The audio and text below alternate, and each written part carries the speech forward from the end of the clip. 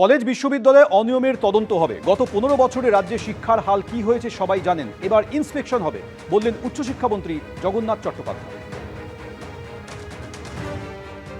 একটা ব্যাধি তো সবাই জানে। কারখানার গেটের যে ট্রেড ইউনিয়নিজম, সেটা উচ্চশিক্ষা প্রতিষ্ঠানে চলতে দেওয়া যায় না।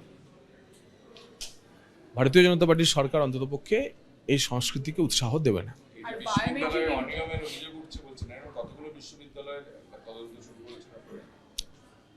যেহেতু বিষয়টি তদন্তের মধ্যে রয়েছে, নির্দিষ্টভাবে নিয়ে কিচ্ছু বলবো না।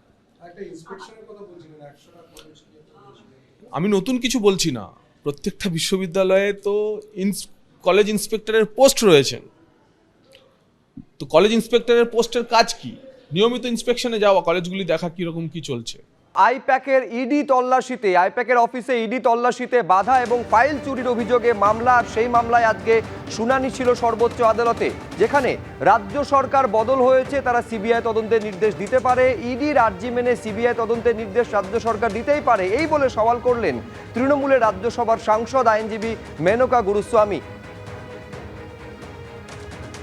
আরেকবার আপনাদের বলবো, আপনারা জানেন যে আইপ্যাকের অফিসে যে ইডির তল্লাশি, যে তল্লাশিতে একেবারে সরাসরি রাজ্যের প্রাক্তন মুখ্যমন্ত্রীর বিরুদ্ধে অভিযোগ ছিল বাধা দেওয়ার এবং ফাইল চুরির, যে মামলার শুনানি সর্বোচ্চ আদালতে হচ্ছে, সেইখানে তৃণমূলের রাজ্যসভার সাংসদ এবং আইনজীবী মেনকা গুরুস্বামী তিনি সওয়াল করেছেন যে ইডির আর্জি মেনে রাজ্য সরকার সিবিআই তদন্তের নির্দেশ দিতেই পারে, রাজ্য সরকার বদল হয়েছে।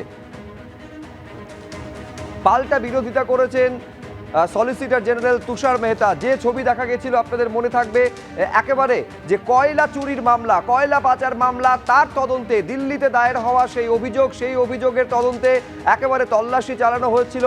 আইপ্যাকের অফিসে তল্লাশি চালানো হচ্ছিল। এটা হচ্ছে সেই দিনের ছবি আপনারা দেখতে পাচ্ছেন।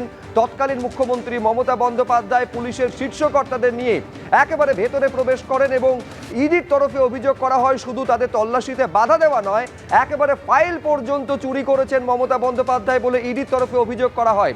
এই গোটা মামলার তদন্ত যেন সিবিআই এর হাতে তুলে দেওয়া হয়, এই আবেদন নিয়ে সর্বোচ্চ আদালতে দ্বারস্থ হয়েছিল এনফোর্সমেন্ট ডিরেক্টরেট এবং সেই মামলার ধারাবাহিকভাবে শুনানি হয়েছে।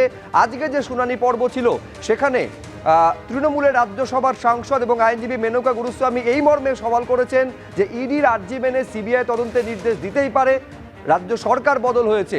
পাল্টা বিরোধিতা করেছেন সলিসিটর জেনারেল তুষার মেহতা।